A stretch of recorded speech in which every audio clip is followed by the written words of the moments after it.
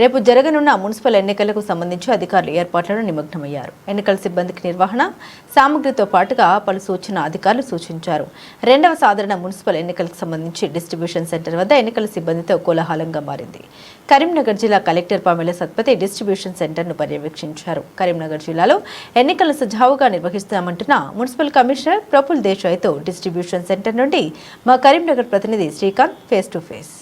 11వ తేదీన తెలంగాణ రాష్ట్ర వ్యాప్తంగా మున్సిపల్ ఎన్నికలు జరగనున్న నేపథ్యంలో కరీంనగర్ జిల్లాకు సంబంధించి municipal commissioner Praful Desai distribution centre వద్ద డీల్ చేస్తున్నారు. వారిని అడిగి మరిన్ని వివరాలు తెలుసుకుందాం. సార్ నమస్తే. రేపు ఎన్నికలు జరగనున్నాయి కదా, అసలు ఎన్ని సెంటర్లు కరీంనగర్ జిల్లా వ్యాప్తంగా ఎంతమంది పోలింగ్ సిబ్బంది పాల్గొనున్నారు, ఎట్లాంటి ఏర్పాట్లు చేశారు?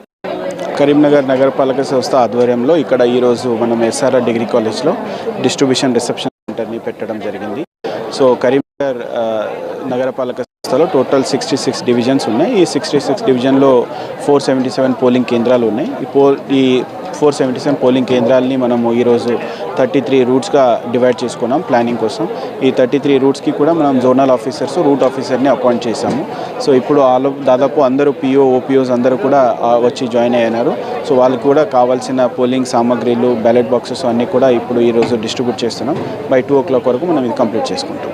అంటే జిల్లాలో సమస్యాత్మక ప్రాంతాలు ఏమైనా గుర్తించారా? అక్కడ ఎట్లాంటి బందోబస్తు ఏర్పాటు చేస్తున్నారు, ఎట్లాంటి పర్యవేక్షణ కొనసాగుతుంది? సమస్యాత్మక పోలింగ్ కేంద్రాలు ఆల్రెడీ సిపి సార్ ఐడెంటిఫై చేశారు. అక్కడ మనము web casting, extra additional CC cameras కూడా పెట్టడం జరుగుతుంది.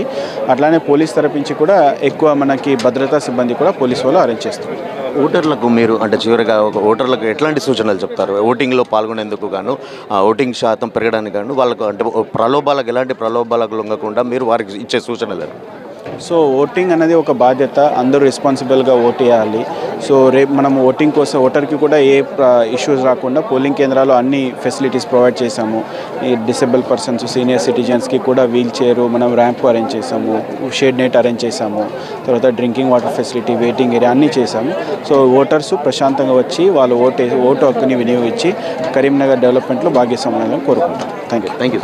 మొత్తంగా ప్రశాంతమైన వాతావరణంలో ఓటర్లకు ఎలాంటి ఇబ్బందులు తలెత్తకుండా జిల్లాలో పూర్తి స్థాయిగా ఏర్పాటు చేశాము. ఏర్పాటు శాంతియుత వాతావరణంలో ప్రజలు స్వచ్ఛందంగా తరలివచ్చి ఓటేయాలి, ఎలాంటి ప్రలోభాలకు లొంగకుండా పూర్తి స్థాయిలో ఓటింగ్లో పాల్గొనాలంటూ కూడా మున్సిపల్ కమిషనర్ ప్రఫుల్ దేశాయ్ చెప్తున్నారు. కెమెరా పర్సన్ గౌతంతో శ్రీకాంత్, S6 న్యూస్, కరీంనగర్.